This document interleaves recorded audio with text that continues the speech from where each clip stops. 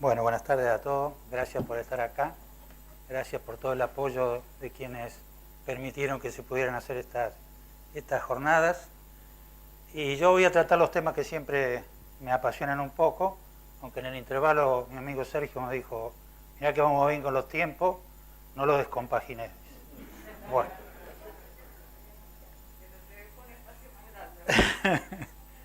Bueno, vamos a hablar un poco de las últimas novedades con respecto a la cura. Dijo Anthony Fauci, tanto la logística como económicamente será poco factible proveer terapia antirretroviral diaria a más de 38 millones de personas con VIH por el resto de sus vidas. Por lo cual, el intento de la cura es importantísimo. Nosotros conocemos los ejemplos raros de erradicación y remisión. Todo empezó con Timothy Brown, cuando a través del trasplante, a través de una afección hematológica como todos conocemos, recibió trasplante de un donante con el delta 32 SR5. Después también está el grupo Visconti de los franceses, que siguió sin tratamiento, hizo un control donde también parecía tener una remisión.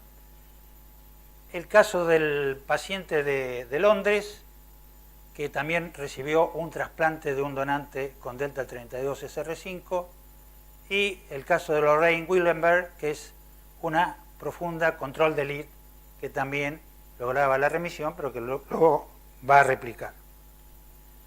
En memoria de Timothy Brown, que nos abandonó en septiembre 29 del 2020, a través de que reapareció su entidad hematológica. Lo importante que nosotros nos vamos ahora a centrar es en el reservorio del VIH. ¿Dónde está el reservorio del VIH? ¿Qué es el reservorio de VIH? ¿Qué tan grande es este reservorio? ¿Cuál es el reservorio de VIH que importa y causará daños cuando se detenga la terapia antirretroviral? El 99% de las células infectadas se encuentran en el tejido linfático, fuente del recrudecimiento del virus durante la interrupción de la terapia, como demuestran todos estos trabajos. ¿Quién lo constituye? Virus defectuosos, virus con capacidad de replicación integrados a desiertos genéticos, virus con capacidad de replicación de células TCD4 o virus con capacidad de replicación en sitios transcripcionalmente permisivos en células CD4 que puedan llegar a estar activadas. ¿Existe un perfil fenotípico y transcriptómico de la célula inactiva que contenga estas células que son capaces de replicar cuando se interrumpe la terapia antirretroviral? Fundamentalmente son células TCD4 que están enriquecidas que son proliferantes y activadas, que tienen la acción de los T helper foliculares que lo va a poder introducir en los distintos tejidos linfáticos. Hay alteraciones entre lo que son las células de memoria y las células efectoras, y tienen un perfil de transcripción, incluyendo genes que pueden silenciar el virus. Es poco probable que se encuentre un marcador de una célula infectada inactiva diferente al genoma del provirus, por lo cual encontrar eso es como encontrar una aguja en un pajar. Por eso se hacen tantos intentos de buscar estrategias para la cura. ¿Qué tan grande es el reservorio? Ustedes se acuerdan que en algunas charlas anteriores, 2 años atrás, hablábamos de cómo se cuantificaba, etcétera, los distintos. Bueno, solamente una pequeña fracción de genomas del VIH muy difíciles son de cuantificar y es capaz de producir viriones con capacidad de replicación, por lo cual lo importante es cómo remover el reservorio. No interesa tal es medir la cantidad del reservorio. No existen biomarcadores que puedan predecir el control o tiempo de rebrote después del tratamiento, y la interrupción del tratamiento es clínicamente el punto final del enfoque de la cura. ¿Qué estrategias clínicas se fueron haciendo? Vamos a revisar algunas de las que ya vimos. Contra el VIH. El objetivo, encontrar la célula infectada y eliminarla. El inicio temprano de la terapia antirretroviral, la reversión de la latencia, la latencia silenciosa, edición genómica, y la acción inmunológica a través de los anticuerpos monoclonales neutralizantes, vacunas de células T, inmunomodulación, y lo que ahora le voy a tratar de revisar las células TCAR para el tratamiento de la cura. Este es un enfoque único que puede afectar múltiples vías y la terapia combinada de todas estas probablemente conduzca al mejor resultado. El inicio temprano de la terapia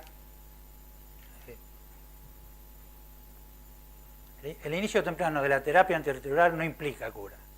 El inicio temprano de la terapia antirretroviral puede ser curativa, como se ha demostrado, en primates no humanos, pero no en personas. También, si se acuerdan, en un determinado momento Sharon Legui había propuesto el shock and kill, o sea que la reactivación de la transcripción del VIH con agentes que digamos, pueden revertir la latencia. Se produzca a través de una droga como el Borinostat, por ejemplo, un shock, se hace que aumente la transcripción, aumente la replicación viral, y después, con una combinación con el sistema inmune, se trataba de eliminar estas células, mientras que la terapia antirretroviral impedía nuevas reinfecciones. Hay muchos agentes de reversión de la latencia que se han estudiado, y se pregunta uno, ¿logramos alcanzar un límite biológico con estos agentes de reversión no específicos? ¿Podemos agregar un grado de especificidad en este enfoque?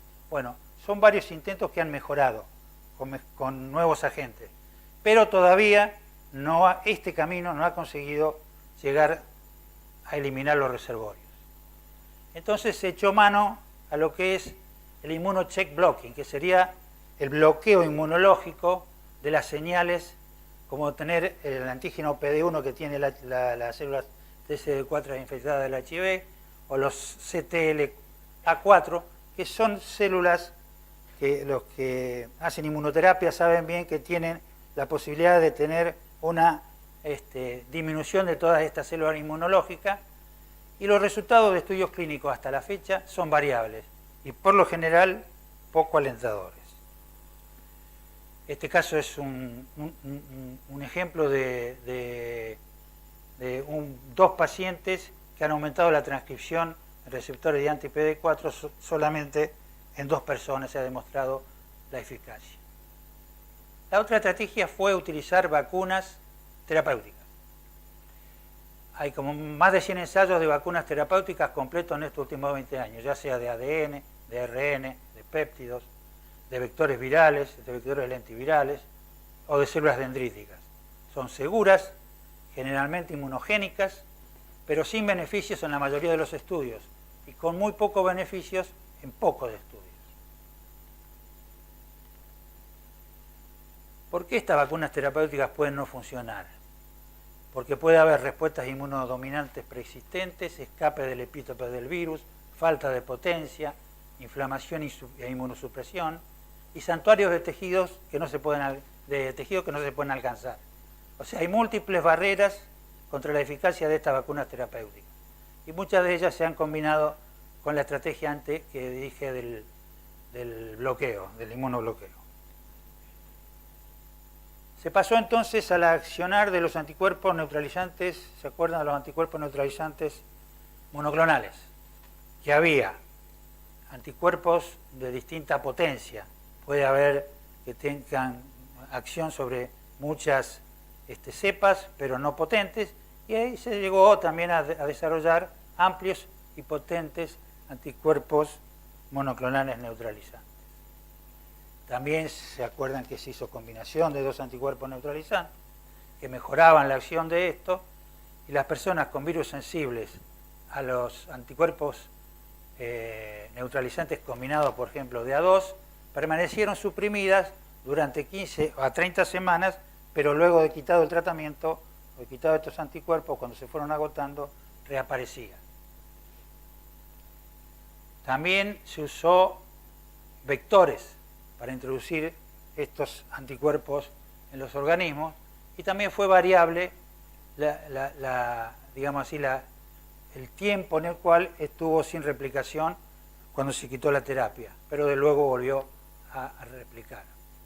Entonces lo que se trata ahora es de combinar todos estos enfoques. Por ejemplo, hacer una combinación entre vacunas, entre anticuerpos monoclonales, también usar interleuquina, etcétera, que han logrado efectos significativos en el reservorio de VIH, se pueden mostrar, pero que todavía no hay resultados concretos como para decir que se llega a una solución. Veamos entonces ahora la terapia génica, que es por acá donde va lo que parece la solución de la cosa. Hay prueba de concepto de la cura de VIH mediante la terapia génica, que fueron los casos de Timothy Brown y el caso, o sea, los dos trasplantes del laboratorio, el del paciente de Londres. Era atacar al genoma hospedador para desactivar la expresión de genes particulares. ¿Se acuerdan que era una modificación del delta 32 del CCR5? O sea, interrumpir el genoma del provirus del VIH propiamente dicho. Remover en el VIH eso a través del CCR5. Nosotros en algún momento, hará 2 o 3 años, vimos unas nucleasas Singer-Fring, por allá por, me parece, en Paraná, alguna cosa, donde se hacía este corte en el ADN y se provocaba esto. Bueno, ahora se han mejorado las técnicas, y las técnicas de CRISPR-Cas, no sé si las sintieron nombrar, son unas técnicas muy eficientes que es el mecanismo de defensa que tienen los microorganismos, y en función de eso se idearon, hacen unos cortes muy sensibles y especiales en el ADN que uno quiere cortar y buscar la alteración. O sea, manipular las células ex vivo es una cosa que se fue haciendo y se está haciendo para después introducirlos in vivo. Ahora, la terapia génica de focalización entonces basada en estas nucleases. Control parcial del virus después de la interrupción analítica del tratamiento. Se fue demostrado, por ejemplo, en 5 personas. Hubo muchos trabajos de esto. Control a través de casi 5 años después de la infusión, que pueden deberse al pequeño reservorio con capacidad de replicación, que hacía que persistan todavía estas células aún modificadas con CCR5. Y el incremento de células T específicas de VIH que hace que se produzca la replicación. El entendimiento de la biología de la persistencia del reservorio de VIH inactivo es importantísimo, por lo cual lo que se está probando es esta estrategia en muchos animales, en primates, en humanos, y no tener miedo en abandonar, dice el grupo de la Task Force que está estudiando esto, el enfoque es que no lo está llevando a ninguna parte. O sea que si no anda el tratamiento, no insistir con estas líneas, digamos, ¿no? La terapia génica de focalización en estas técnicas, como la que dije de la CRISPR-Cas, significa ya no hacer un trasplante, sino que lo que se hace es una aféresis, una leucoféresis, se aíslan las células TCD4, se los trata con las células, con las CRISPR-Cas o con las nucleasas Finger-Zinc, ya no más estas, sino que utilicen la otra nomenclatura que les diga, y estas TCD4 con la modificación a nivel del CCR5 se vuelven a infundir al paciente. Por lo cual, inmunoterapia mínimamente invasiva, sin efectos adversos graves, mucho más accesible que el trasplante de célula madre hematopoyética, porque ahora voy a insistir en esto, célula madre hematopoyética, pues ya no se hace más sobre células TCD4, sino como sobre stem cell, y no se necesitan dadores compatibles y no hay riesgo de enfermedad de injerto contra huésped. Nadie sugiere que las personas con VIH que no tienen cáncer deban arriesgarse a un trasplante de médula ósea, con sus efectos colaterales tóxicos, que fueron los ensayos clínicos que se fueron haciendo, digamos. Pero estos dos casos, los casos que vimos antes, las pruebas de concepto, proveen una prueba sobre el potencial de estas células madre que carecen de CCR5. ¿Cómo debe perseguirse esto a futuro?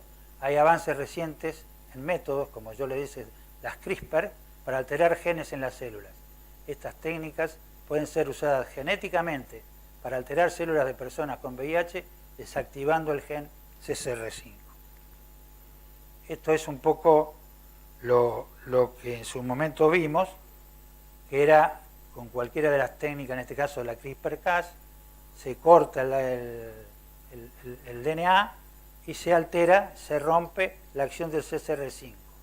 Si a esto le sumamos que le podemos agregar las células TCAR, que después voy a hablar de ellas, que son células que tienen, por un lado, una unión a los CD8 citotóxicos, y por otro lado, tienen una unión con péptidos de la cubierta de las stem cell, y entonces pueden eliminarse correctamente las células. Las células CAR derivadas de células madre hematopoyéticas para la cura del VIH es el foco actual.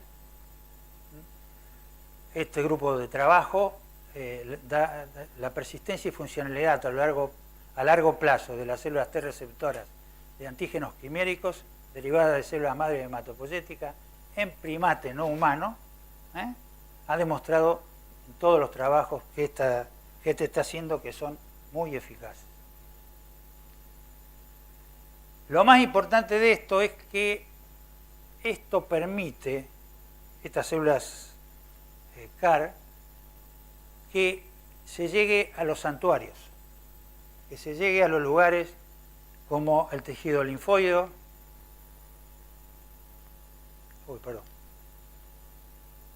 como al tejido gastrointestinal o al sistema nervioso central.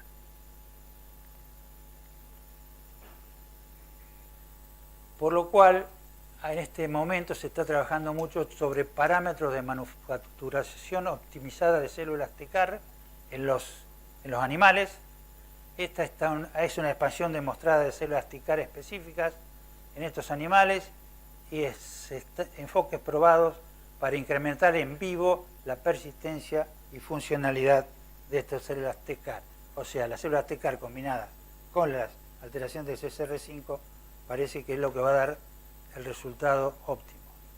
Esto permitió que lo que antes era tener un sistema en el cual, cuando se hacía trasplante, toda la parafernalia de automatización y demás, que ahora esto se está tratando de hacer un sistema cerrado y portátil, que es hacer una aféresis, lograr, una vez que tenemos aisladas las células stem cell hematopoyéticas, las células que son CD34 positivas, que son las stem cell, se hace la modificación genética en un sistema cerrado y en poco espacio se logra esto en el paciente.